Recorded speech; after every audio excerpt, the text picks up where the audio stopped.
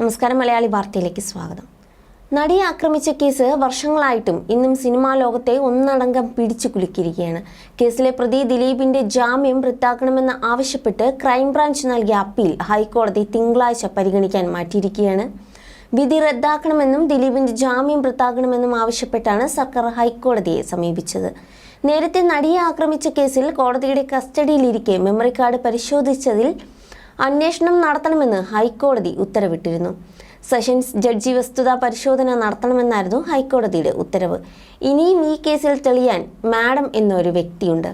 അത് ആരൊക്കെയാണെന്ന് പല ചർച്ചകളും കഴിഞ്ഞു. കേസിൽ നടൻ ദിലീപിന്റെ പങ്ക് വ്യക്തമായതു മുതൽ പ്രസ്തുത കേസിൽ വളരെ പ്രധാനപ്പെട്ട ഒരു കഥാപാത്രമായി പറഞ്ഞു കേൾക്കുന്ന പേരാണ് മാഡം. ഈ കേസിലെ മാഡം ആരാണെന്ന് വർഷങ്ങൾ കഴിഞ്ഞിട്ടും ലോകത്തിന് വ്യക്തമായിട്ടില്ല.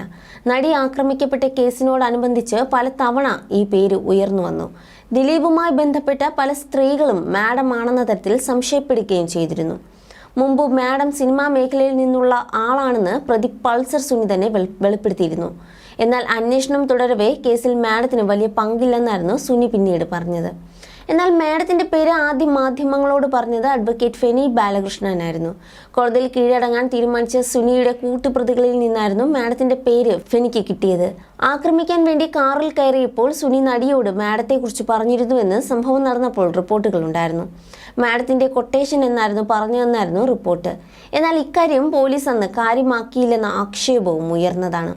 അതിനുശേഷം നടിയെ ആക്രമിച്ച കേസ് വീണ്ടും പൊതുജന ശ്രദ്ധയിലേക്ക് കൊണ്ടുവന്ന സംവിധായകൻ ബാലചന്ദ്രകുമാറും മാഡത്തെ സംബന്ധിച്ചുള്ള ഗുരുതര ആരോപണങ്ങളായിരുന്നു ഉയർത്തിയിരുന്നത്.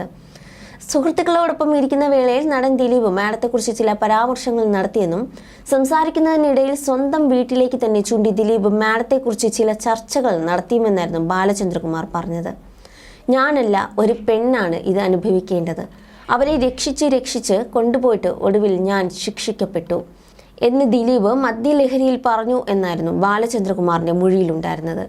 ഇതിൽ നിന്നും ദിലീപിന്റെ ഏറ്റവും അടുത്ത ഒരാൾ തന്നെയായിരിക്കണം മാഡം എന്ന് തന്നെയാണ് അന്വേഷണം ആദ്യം പോയത്. ദിലീപ് തന്റെ സുഹൃത്ത് ബൈജുവിനോടാണ് മാഡത്തെക്കുറിച്ചുള്ള വെളിപ്പെടുത്തൽ നടത്തിയത്. ഈ സംഭാഷണം ബാലചന്ദ്രകുമാർ റെക്കോർഡ് ചെയ്യുകയായിരുന്നു.